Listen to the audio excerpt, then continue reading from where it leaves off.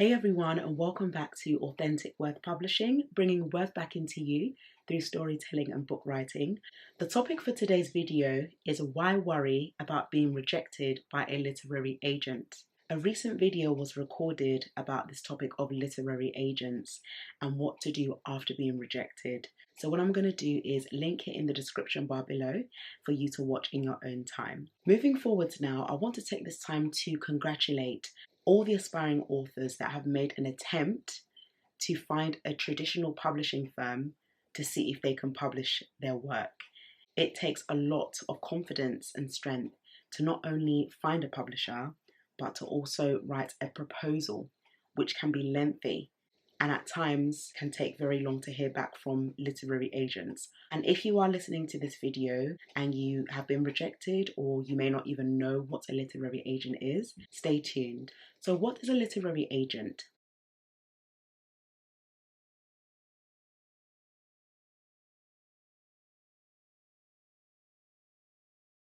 To break it down, a literary agent is basically the middleman between the traditional publishing company, for example, Penguin Random House or HarperCollins, and the author. So the middleman is working on behalf of the author to get a publishing deal and pass it on to the traditional publishing firm.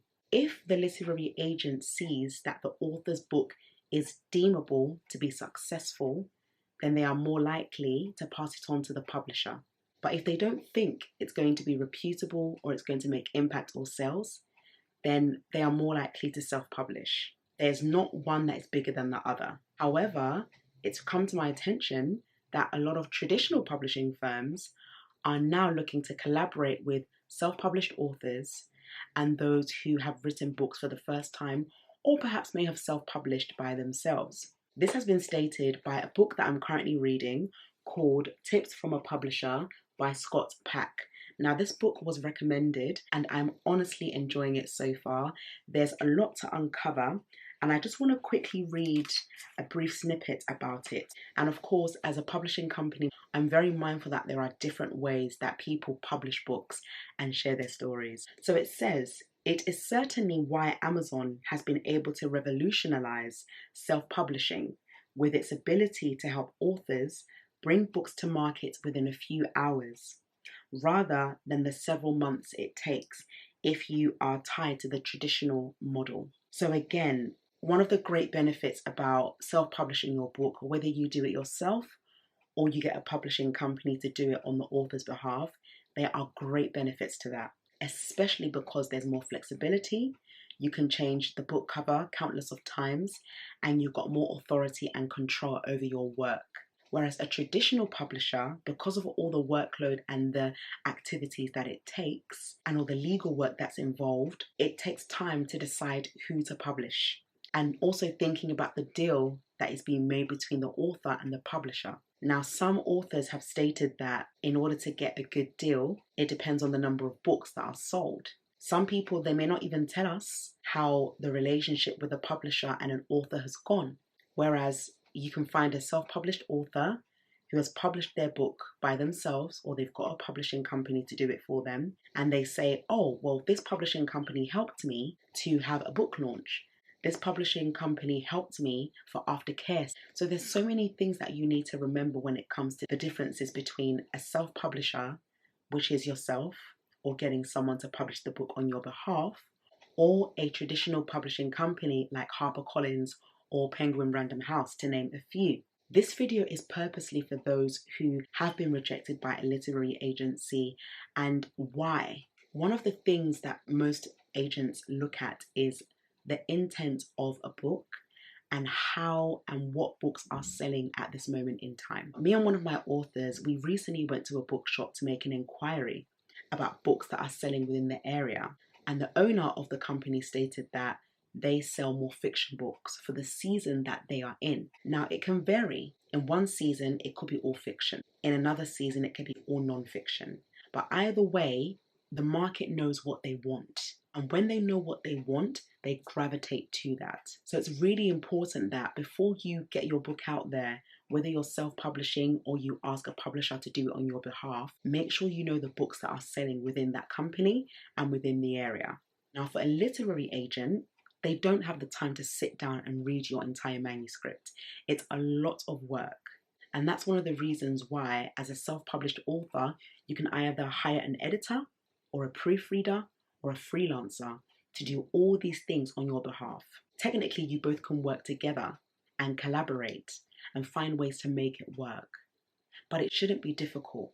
The best thing that you can also do is to get feedback from that literary agent and find out, what can I do to improve my manuscript going forwards?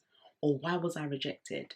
What areas in the manuscripts may need some improvement? And once you receive that feedback, take it on board. But if you know that your book is excellent and you've written it for the masses and you know that what you're writing is going to make sense for your market, be confident in that as well.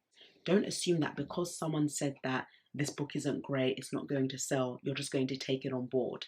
Take constructive feedback and eliminate the feedback that doesn't belong to you. But make sure that you include what you believe comes from your heart and what you know will add value to your community. You want to publish books and you want to share stories that have real meaning. Most times when it comes to being rejected, sometimes authors think that it's the end, but it's not. It's just the beginning of starting something new. So when I started my first book, It's Time to Heal, in 2016, I didn't have a clue about traditional publishing or getting an agent. At the time, thankfully, a friend recommended me another lady that published her book for the first time, and she held her first workshop, and it was a great workshop. A lot of brainstorming, a lot of vision boards, a lot of planning to be made. And I took all that information from that workshop and I applied it into my first book, It's Time to Heal, which I then had a book launch for it. And this is what we encourage, that once you have written a book and it's published, don't leave it on Amazon alone for it to sell. Spread out, expand, innovate, be creative with your book. And book launches are such successful platforms and ways to share your story further. Some traditional publishers, they may not even provide this as a service for authors, which is why having it self-published or using a publisher to help that author is a big advantage to you. This could ideally be for those who have been rejected, who think that there's no point. But there are so many people who have not even started the process because they're thinking, which one is better? Or some people have written the manuscript, but they still feel nervous to release it. But it's in those stages where you feel nervous to release it, that's when you should release it.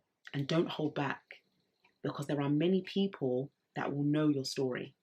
And I remember recently going through my accounts and I noticed that someone bought my book in Italy, my latest book, The Becoming Woman.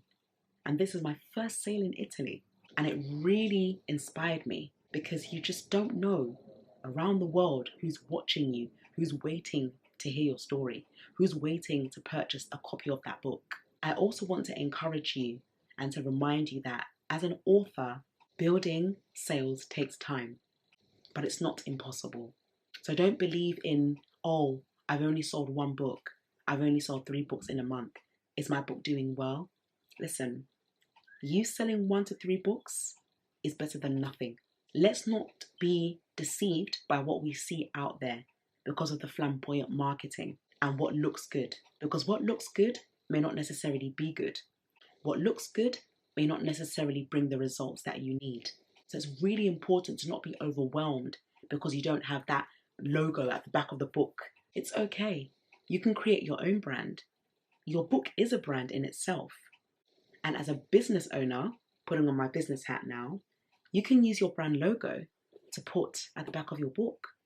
Or ideally, the publishing company that's going to stand in the gap for you can do that themselves. We must learn how to break the status quo and come out of our comfort zones to do more with our stories and not just depend on other companies or other organizations to see the value in what we provide. Bearing in mind as well that when it comes to also getting your book into stores, that takes time. Whether you are self-publishing, whether it's through a traditional publishing company. Yes, with the traditional publishing company, it's more direct because they handle all the logistics. But for a self-published author, it takes time. And for that reason, I really encourage you to go to bookstores and build relationships with them. Because once you build good relationships with the owners, they may likely want to stock your book. And they want to know what your book is about, first and foremost, for them to see if it fits. Remember what I stated before? Don't just assume that every book company wants your book. You have to understand what book genres are selling in that current market. It's really a waste of time going to any bookstore and asking them to stock your book if you haven't done your research and due diligence. You never want to waste time on that, let alone printing out couples of books and they're not getting anywhere because you're not marketing it properly. I will also link a video about how to market your book in the description bar below as well. But when you think about it, you are the face of your book, so you need to be the one that is present. You need to be recording these videos and letting people know what your book is about without the pressure of thinking that you need bigger brands to support you. Even if they don't take you on, are you going to lose sleep? No, you shouldn't. You have to have confidence in your story and in your abilities. Why don't you be the one to help other people step out? Because when you break the status quo, when you defy the odds and do something different from the norm, it really encourages other people to think about their creative innovation. It's very easy for us to wait. But remember, those companies that you like, whether it be Penguin Random House, whether it be HarperCollins, they had a vision to see their business grow and scale. But you also have a vision to see your book scale. So once you have that vision, you work at it. There's nothing wrong with being a self-published author. There's nothing wrong with going down the traditional publishing route. The one thing that matters is your decisions because you are responsible for your book. You can make your book a success with your own community around you. Some of our authors at this time, they are publishing their first books and it is a beautiful journey to see. It's like their book is unraveling because we're taking our time with them. How? Through our one-to-one accountability coaching services. So we are providing more than just publishing a book. We're providing one-to-one support in coaching, in confidence, in consultations, and also memberships, all on the website on authenticworth.com. So we provide a plethora of services for different authors in different seasons. Some traditional publishing companies may not provide this, which is why people are looking to now do it themselves or hire a publishing company that can do it on their behalf. And it's a great way of building confidence, building sales, and building rapport. Every single year, we have an Authors of Our Generation event for authors that have published within that year. So for example, the authors that published their books in 2022 had an annual event in December celebrating their books, showcasing their books. And this year, we're doing the same in December. And it will be great to see you, but more information about that in due course. So really be encouraged because sometimes it can be very overwhelming and you question yourself and think, am I ever going to be an international best-selling author? If you can believe it in your heart, you are already a best-selling author. It's not just about the numbers, but it's also the impacts that people have in reading your book. 2 people right now can say, I'm going to get your book. And you don't know who they know that can take your book higher. So don't think that, oh, I've only got 2 sales. You will never know when somebody will reach out to you and say, I want to know you personally.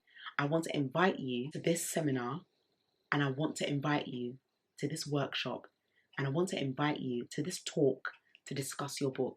So far, I've had 4 opportunities to talk about my books from The Power of a Forward-Thinking Mindset onwards in the US, but virtually. And it was such a great opportunity to be interviewed by Candice Bellamy about my journey.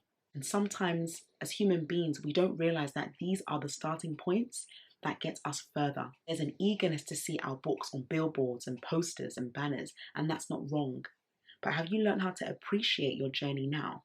That you are an author, that not a lot of people may even think is possible. You've got your 1 book, you've got your 3 books, you've got your 7 books, you've written countless of books, and you're still here.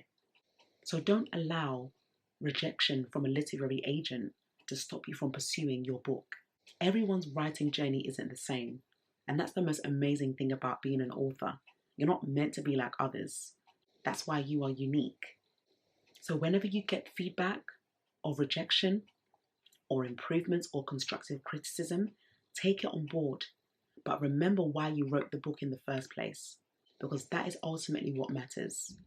And you take responsibility in being able to scale your book one step at a time. So I'm really hoping that this video has helped, particularly for those who have been rejected by a literary agent or those who are looking to start a book but don't know where to begin. Please email us at info@authenticworth.com. For those who would like to join our membership family, you are very welcome to check the website on authenticworth.com/memberships. And also for manuscript submissions, as we are taking manuscripts for the autumn period, please do email us at submissions@authenticworth.com. If you have any questions or any contributions, as always, leave them in the comments section below. If you've also encountered a literary agent, it will also be good to hear your experiences on how you found it. Thanks very much for watching, and don't forget to subscribe and click on the notification bell for our upcoming content. Enjoy the rest of the day and take care. Bye bye.